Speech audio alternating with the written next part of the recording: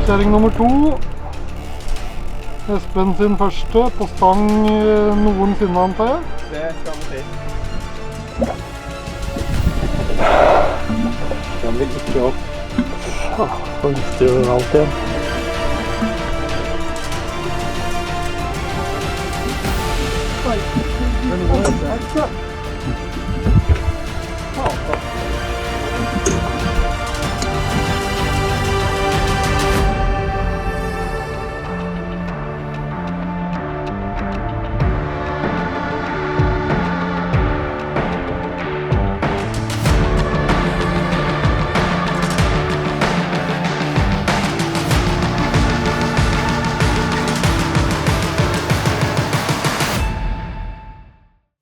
Det er midten av juli, og etter flere dager med uvær har Skagerrak endelig roet seg.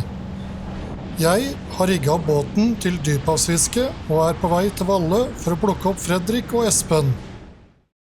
God morgen! God morgen. God morgen. Ja, du skal få sette fra deg. Takk for sist. Takk for sist. Sammen skal vi dra langt ut til den dypeste delen av Norskerenna, i håp om å komme i kontakt med den største fisken som svømmer i norsk farvann.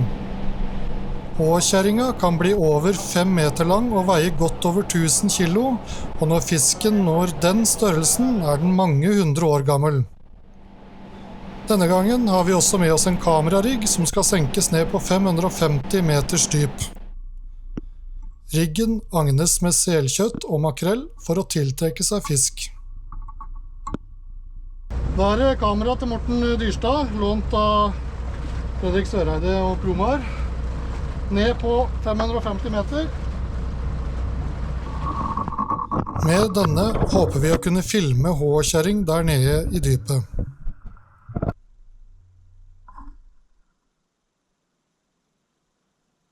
Kamerariggen blir stående ute hele dagen mens vi fisker i området.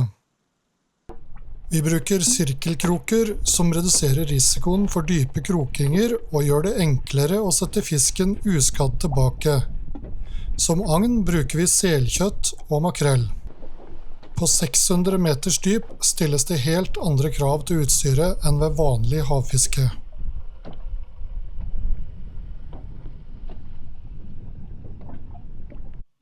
Denne dagen startet tregt, men etter 5 timers fiske begynner det endelig å skje noe.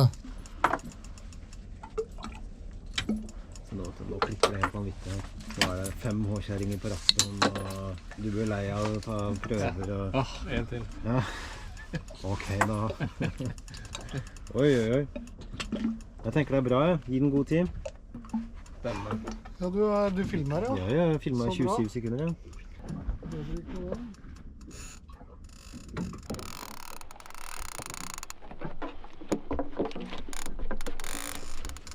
Skal jeg prøve å ta tilslaget her da? Før tilslaget settes, festes stang og snelle i belte og seler. Beltet holder stanga stødig, mens selene hjelper med belastningen under innsveivinga.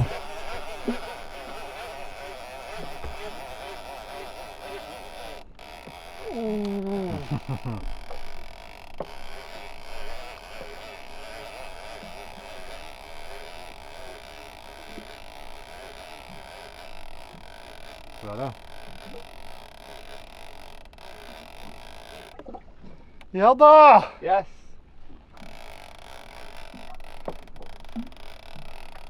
Den bøyen lyver ikke.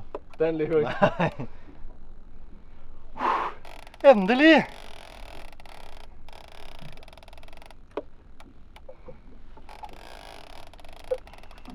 Bare hente meter, og så se hvordan han oppfører seg.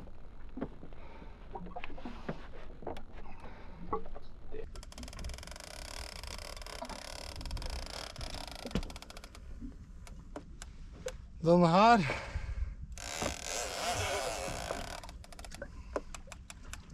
passer ikke stuper uti.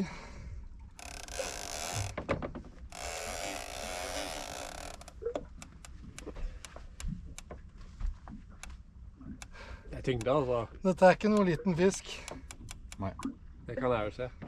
Det er tyngde.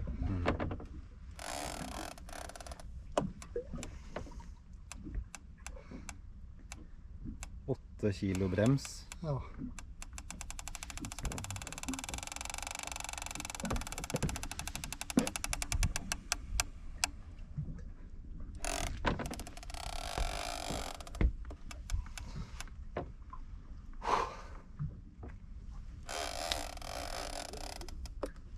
Det her sånn at jeg tør ikke sveive for hardt nå.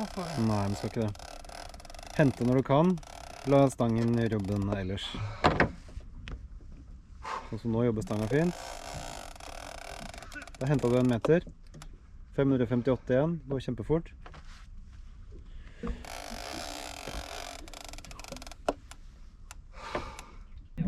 Etter en times kamp som inkluderte stangbrudd helt på slutten, nærmer håkjæringa seg overflata. Takkel. Han kommer fint opp på siden her.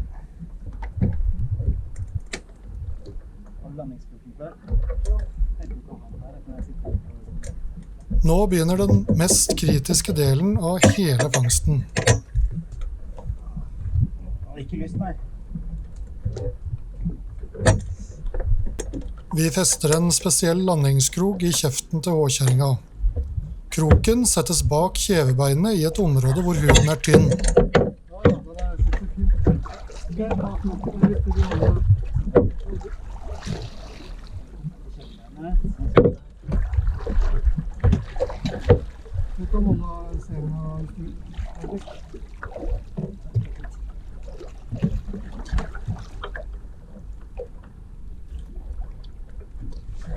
Landingskroken lager bare et lite hull ved kjevebeinet, så normalt gror raskt etter at fisken er satt tilbake.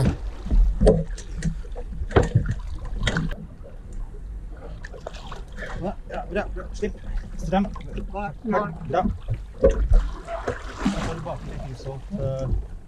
Vi må også sikre halen. Dette gjøres ved å feste ei løkke rundt halerota til fisken. Ja, vær så god. Her har du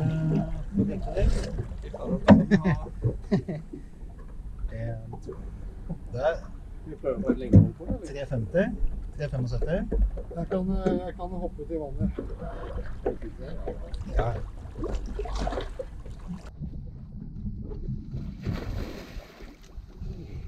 Nå skal fiskekroken tas ut, og vi skal måle lengde og omkrets.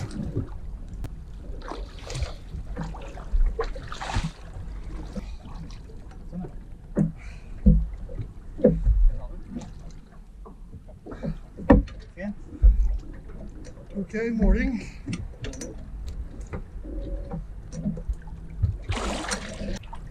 Der, ja. Rett. Der.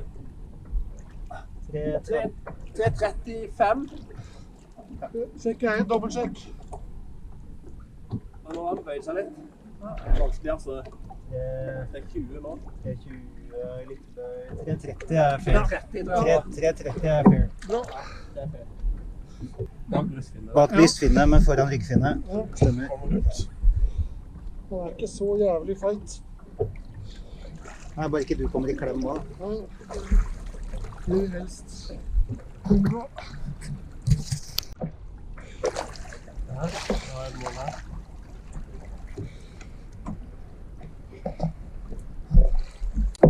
Ja, hvis du har 62. 62. Kan det stemme? Fisken var 330 cm lang og 162 cm i omkrets. Vekta beregnes til ca. 300 kg. Nå flytter vi fisken bak til badeplattforma, sånn at Espen kan jobbe med merkinga. Espen legger et lite snitt i buken og opererer inn en akustisk sender, som gjør det mulig å følge haiens bevegelser i årene som kommer. Når dette er gjort, sys snittet igjen, og såret gror av seg selv. Håkjæringa får ingen varige skader fra operasjonen.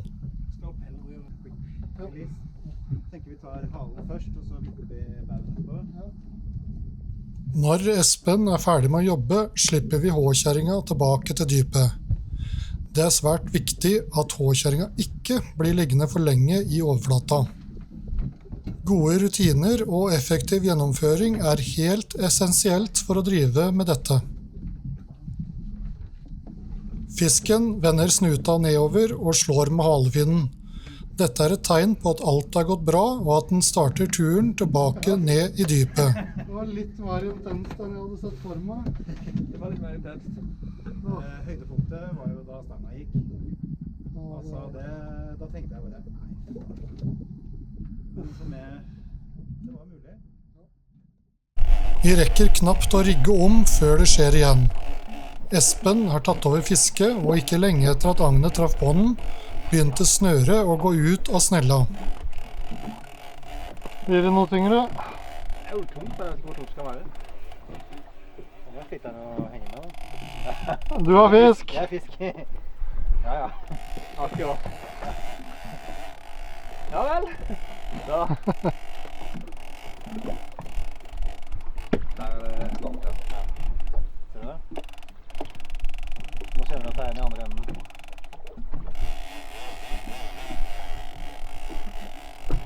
Og kjæring nummer 2. Espen sin første på stang noensinne, antar jeg. Det kan du si.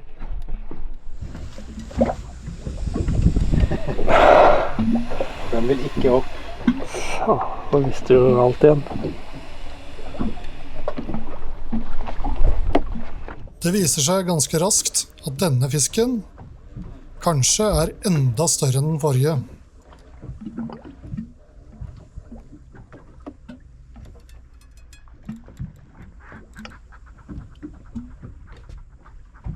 Sena er stram som pianotråd, og hver gang Espen får inn noen meter, tar fisken tilbake minst like mye. Selv med 8 kilo brems på snella fortsetter fisken å hente sene.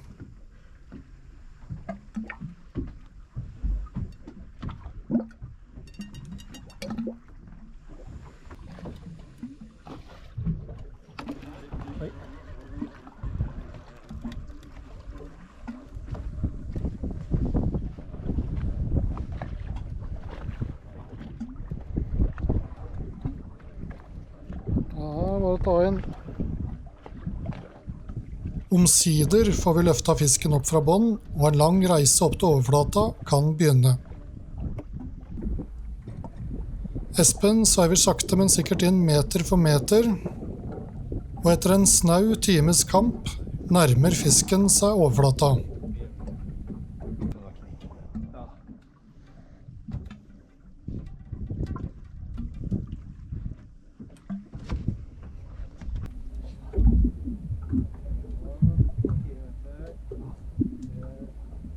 Det føles. Jeg tenker at ting ryker, for det er så jævlig press. Her kommer det noe greier.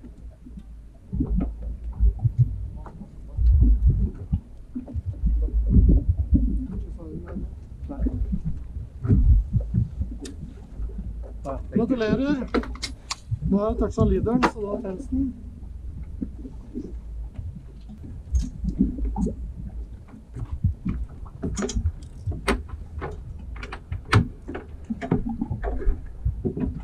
Det snart kommer nytt syne. Er det litt av det?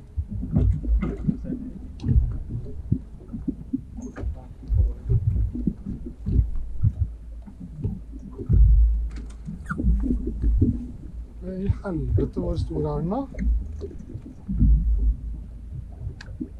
Oi, han er ikke ut, nei. Han er fin. Ja. Den er svær. Som er sjefen.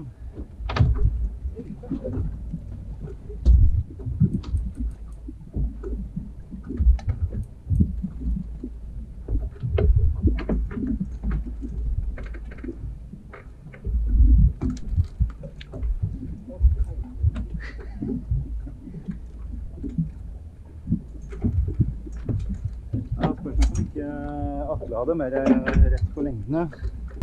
Det er en enorm fisk. Ja, prøv seg ned nå.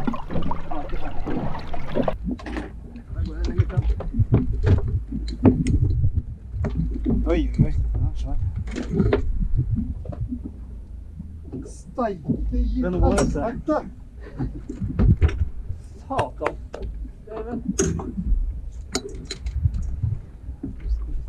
Fy faen!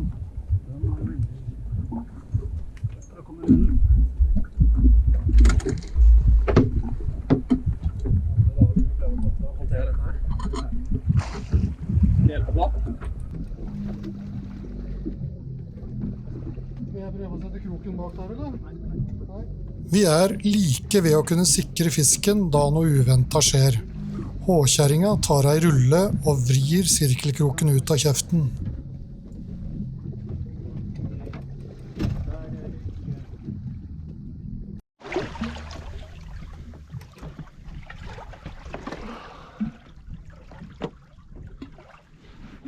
Ai, ai, ai. Vi kan bare se på at den enorme fisken forsvinner tilbake i dypet.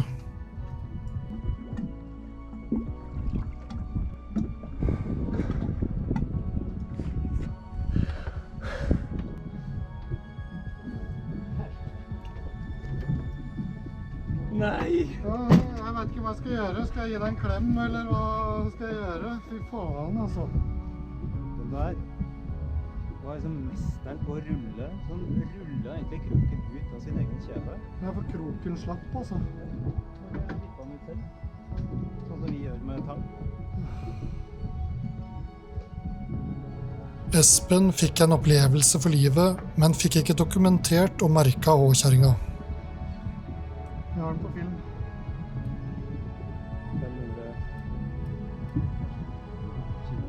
500. Det er minst det nest største. Tross skuffelsen har vi fått merket en fisk og gjort oss erfaringer som vi tar med oss videre. Den merket fisken vil bidra med viktige data som vil hjelpe forskerne å forstå mer om hvordan håkjerringa vandrer, lever og formerer seg ned i dypet.